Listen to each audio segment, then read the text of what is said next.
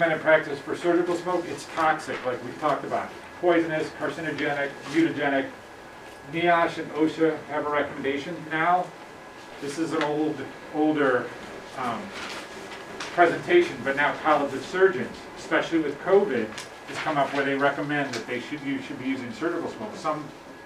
A lot of hospitals are mandating that they have to use surgical smoke on all cases. Okay. 1 gram of tissue is, like I said, smoking 6 lucky. The reason I say Lucky Strikes, I had my buddy Frank, who was like a 75-year-old guy. He's always smoking Lucky Strikes. But what I'm saying is unfiltered cigarettes. Okay. We're not talking about okay. Camels here. We're talking about straight, okay? Straight up, huh? Straight up. So there's alkaline, benzene, all the things that are in cigarette smoke are in your tissue. So you can remove that with the smoke evacuator. You want an inline ALPA filter, catches 99.999%, right? Because we have to get smaller than the size of the virus.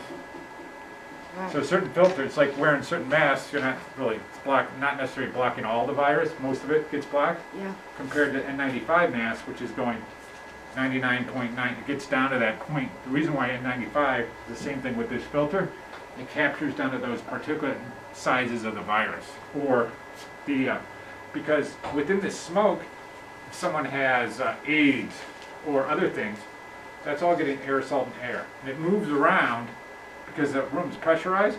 Circulator is getting just as much as the techs and the surgeons. Okay, so you want a filter to remove that. You can do both lap and open. On this particular one, you just go high to low. Some of them have RF sensors. So as you guys heard, when I hit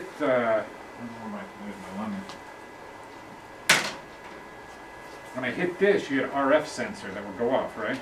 That's the RF sensor. And then there's the delay on it.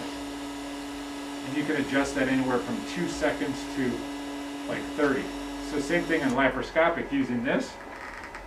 Laparoscopic, they want to remove that too. You also, at the end of the case, you can bring down the pneumo with it.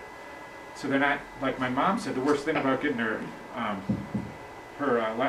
she had a lap chole, getting her gallbladder out, was the pain she felt later from feeling like she was having a heart attack. That was the gas, but you can remove that, all those anesthetic gases, at the end of the case, collapse that, filter it, and get it out. As far as with this, same thing.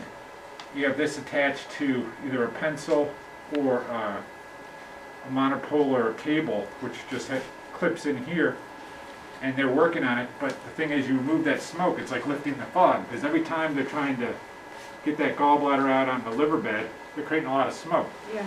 So you don't have good visibility, right? With the smoke evacuator, you're removing that smoke slowly if you don't collapse the pneumo, but you're also like, it's removing the fog so they have better visualization. And if you're using non-stick tip, you're getting less smoke. So everything's sort of working in tandem, and that's where electrosurgery has also stepped forward, like we talked about, removing smoke.